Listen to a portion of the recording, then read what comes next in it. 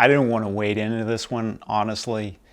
I just like the back and forth and seeing how upset people are getting. And don't get me wrong, I am upset. I think what they've done is very disingenuous. But I really think Mofi has bought into their own myth and mystique. And I've always been suspect. In fact, I knew for a while that, you know, not everything was coming from the tape. And the first time I knew was in 2015 with this guy, Kind of Blue. So when I saw it was coming out on a double 45 RPM. I was all over it. But when I got it and I looked at the liner notes like I'm showing you now, it shows remix engineer Mark Wilder.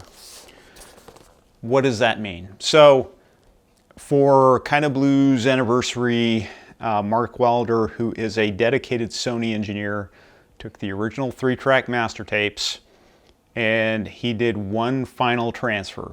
And there is a Vivo video of it out on YouTube, which you can go watch. And he did a 24-bit, 192 kilohertz transfer of it, and that was it. So everything that has come out now has been from his remix, and that remix has been digital. He did not create a new tape for this.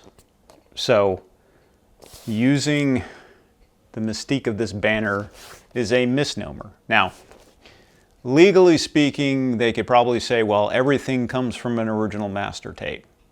I mean, you could have a cassette that is 10 generations down, and it really came from the original master, did it not?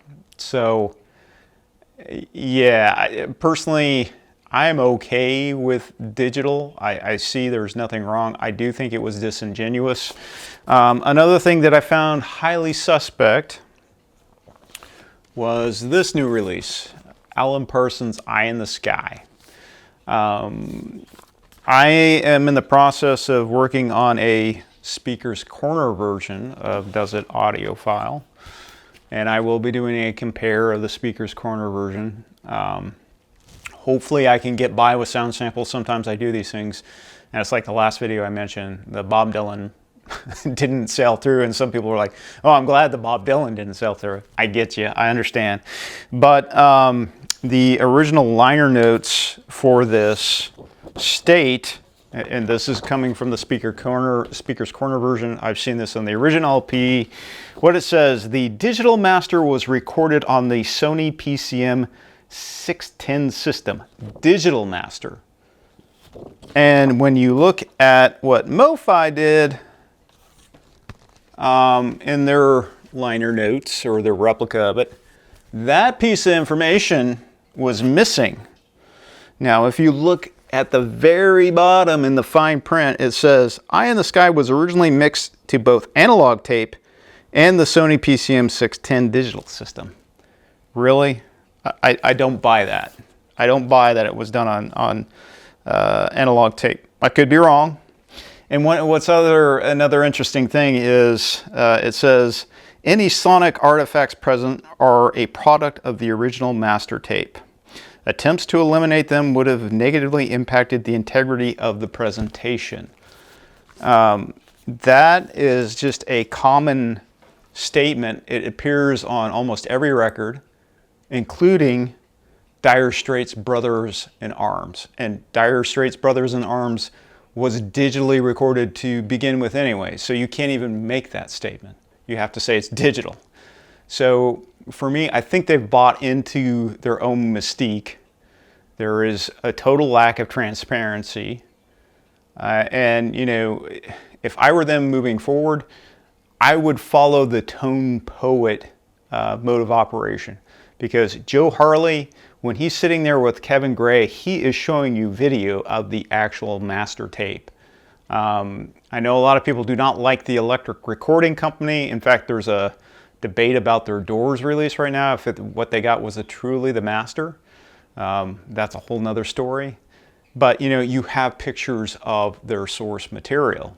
I hope moving forward, you know, if Mofi really wants to satisfy a portion of their customers, they should do a promotional video showing, you know, them doing the transfer of the master tape to Lacquer. At least that's my thoughts and opinion. I know everybody has an opinion on this, and quite frankly, I'm just, I'm tired of this because it's going to go on, and we got worse things to worry about, to be quite honest. And again, I'm not a analog purist, so to speak. I like, when it's clear, it's pure analog, but, I'm okay with some digital. In fact, I collect digital. Here's the Super Audio CD version of Eye in the Sky. I have a lot of these guys too, so I am not an analog purist. I love CDs too. So, dare I ask you to make comments? I mean, I know I'm probably like the 1000th video covering this topic, so I'm sure people are just tired of hearing it, but at least that's my thoughts. I will probably continue to buy Mobile Fidelity. I don't buy all their titles. If it's a title that I'm interested in, yes, I will pick it up. In general, I like Krieg Wunderlich's mastering. I think he's really good. On the Super Audio CD side, I do like Sean Britton. I do like the work he does. So I really can't complain, because at the end of the day, it's the music that matters. And if you like it, you like it. Thank you for watching.